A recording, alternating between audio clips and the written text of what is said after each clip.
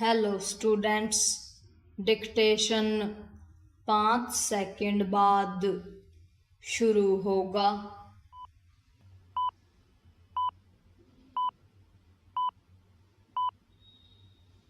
Start.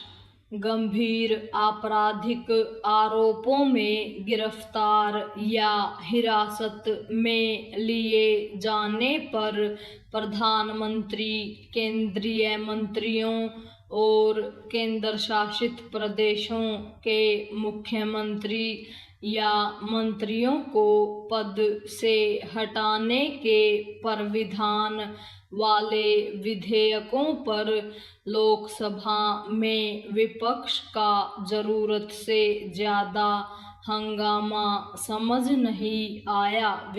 यह अच्छा हुआ कि गृह मंत्री अमित शाह ने अपनी ओर से इन विधेयकों को संसद की संयुक्त समिति को भेजने का प्रस्ताव रखा, जिसे लोकसभा अध्यक्ष ने स्वीकार भी कर लिया। कम से कम अब तो विपक्ष को विरोध के सुर थामकर इस पर विचार करना चाहिए कि आखिर ऐसी कोई व्यवस्था क्यों नहीं बननी चाहिए जिससे उच्च पदों पर बैठे लोगों की गंभीर मामलों में गिरफ्तारी अथवा उन्हें हिरासत में लिए जाने पर उनके लिए पद छोड़ना आवश्यक हो जाए। जो पहल की जा रही है उसमें यह कहा गया है कि केंद्र सरकार अथवा केंद्र शासित प्रदेशों में महत्वपूर्ण पदों पर आसीन लोगों को तब अपना पद छोड़ना होगा जब उन्हें किसी संगीन मामले में गिरफ्तार किया जाता है अथवा हिरासत में लिया जाता है। यह रियायत दी गई है कि ऐसी स्थिति में इन व्यक्तियों को 30 दिनों के अंदर इस्तीफा देना होगा। इस समय सीमा के अंदर इस्तीफा न देने पर उन्हें स्वतः पदमुक्त माना जाएगा।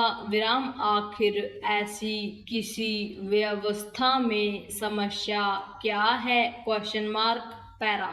क्या इसकी अनदेखी कर दी जाए कि महत्वपूर्ण पदों पर बैठे व्यक्तियों पर गंभीर आरोप लगते हैं और कई बार प्रथम दृष्टया वे सही भी दिखते हैं, लेकिन कोई इस्तीफा देने की पहल नहीं करता। एक समय ऐसा ही होता था।